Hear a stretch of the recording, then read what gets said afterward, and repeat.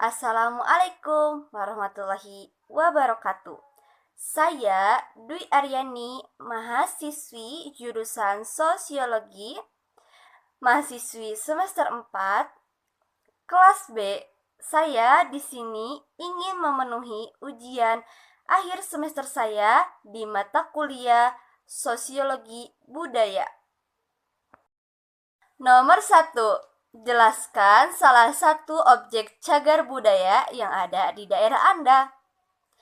Cagar budaya yang ada di daerah saya yaitu Monumen Loji, berlokasi di kampus ITB Jatinangor.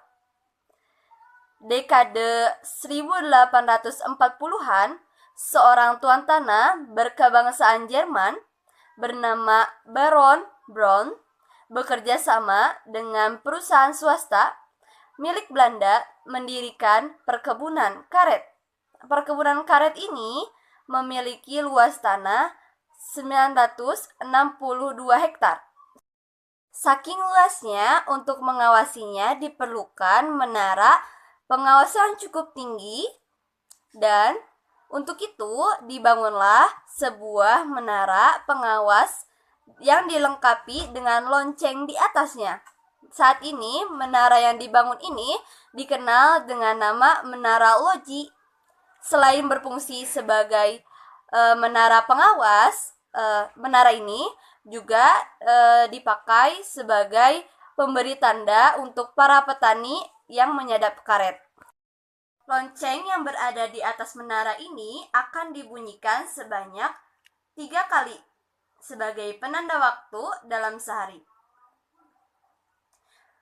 Nah, lonceng ini akan dibunyikan yang pertama pada pukul 5 pagi yang menandakan waktunya bagi para pekerja atau petani untuk memulai menyadap karet. Kemudian yang kedua yaitu pada pukul 10 siang yang menandakan waktunya untuk mengambil mangkuk yang berisi getah karet. Dan yang terakhir yaitu lonceng akan berbunyi pada pukul 2 siang yang menandakan waktunya pulang bagi para pekerja untuk pulang ke rumahnya masing-masing. Nomor kedua, jelaskan apa yang Anda ketahui tentang kebudayaan. Kebudayaan menurut Selo Sumarjan dan Sulaiman Sumardi, di mana kebudayaan merupakan hasil dari cipta, rasa, dan karsa masyarakat tersebut. Nah, kebudayaan mengandung keseluruhan pengertian nilai sosial, norma sosial, ilmu pengetahuan, serta keseluruhan struktur-struktur sosial, religius, dan lain-lain. Tambahan lagi yaitu segala pernyataan intelektual dan artistik yang menjadi ciri khas dari suatu masyarakat. B. Peradaban. Peradaban adalah keadaan yang nyata yang terjadi di masyarakat sehingga dapat dilihat mengalami kemajuan dari segi perkembangan sosialnya. Misalnya dengan melihat kemajuan dari segi organisasi hukum, politik, sosial, dan agama yang kompleks. Maka inilah peradaban, keadaan majunya suatu masyarakat dalam hal jumlah, budaya, ilmu pengetahuan, industri, dan pemerintahan. Jadi, dalam satu peradaban dapat memiliki beberapa kebudayaan. Menurut filsuf dari Jerman, sejarawan dari Jerman ini, di mana memandang peradaban itu adalah suatu tingkat kebudayaan ketika sudah mencapai taraf tertinggi dan kompleks. Ia juga menyatakan bahwa peradaban ialah tingkat dari berbagai sifat kebudayaan ketika tidak lagi mempunyai aspek produktif, beku, dan mengkristal. C. Hinterland. Hinterland adalah daratan atau daerah yang terletak di belakang pesisir atau tepian sungai. Istilah ini secara khusus diterapkan untuk daerah pedalaman yang terletak di belakang pelabuhan dan didapuk oleh negara yang memiliki pesisir tersebut. Daratan Gigir merupakan kawasan pelabuhan tempat produk-produk dikirimkan ke pelabuhan untuk pengapalan atau shipping. Nah, istilah ini juga merujuk kepada kawasan yang melingkari kota madya atau kecamatan. D. Kultur determinis. Menurut Melville G. Harkovy dan Bronislaw Malinowski mengemukakan bahwa segala sesuatu yang terdapat dalam masyarakat ditentukan oleh kebudayaan yang dimiliki oleh masyarakat itu sendiri.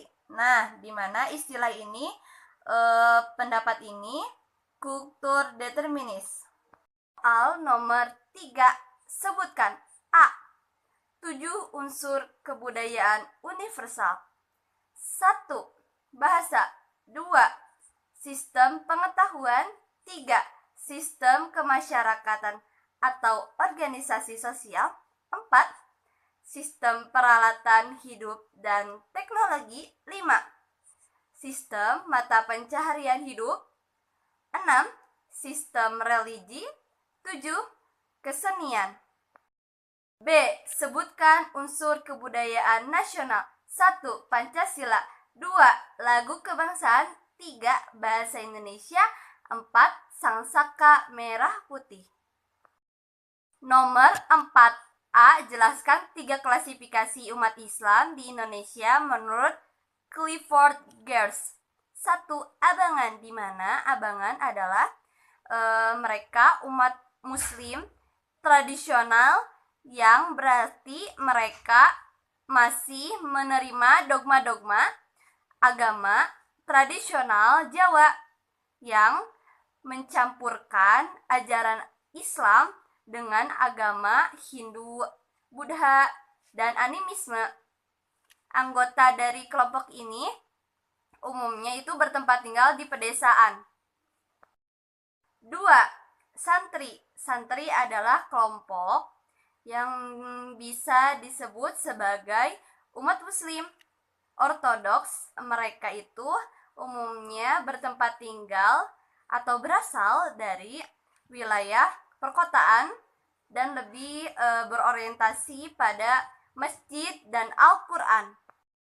Nomor 3 yaitu priai, yaitu kelompok bangsawan tradisional yang merupakan golongan bertingkat tinggi di antara kelas yang lain yang ada dalam masyarakat tersebut.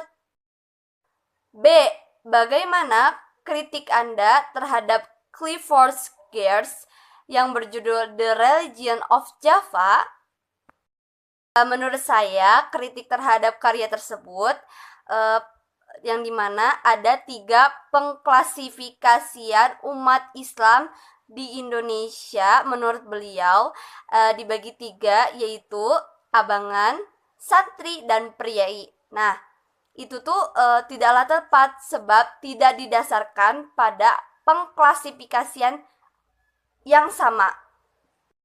Nah, di mana abangan serta santri ini digolongkan berdasarkan tingkat ketaatan dalam beribadah serta kereligiusannya. Akan tetapi, priai ini lebih kepada tingkat status sosialnya saja.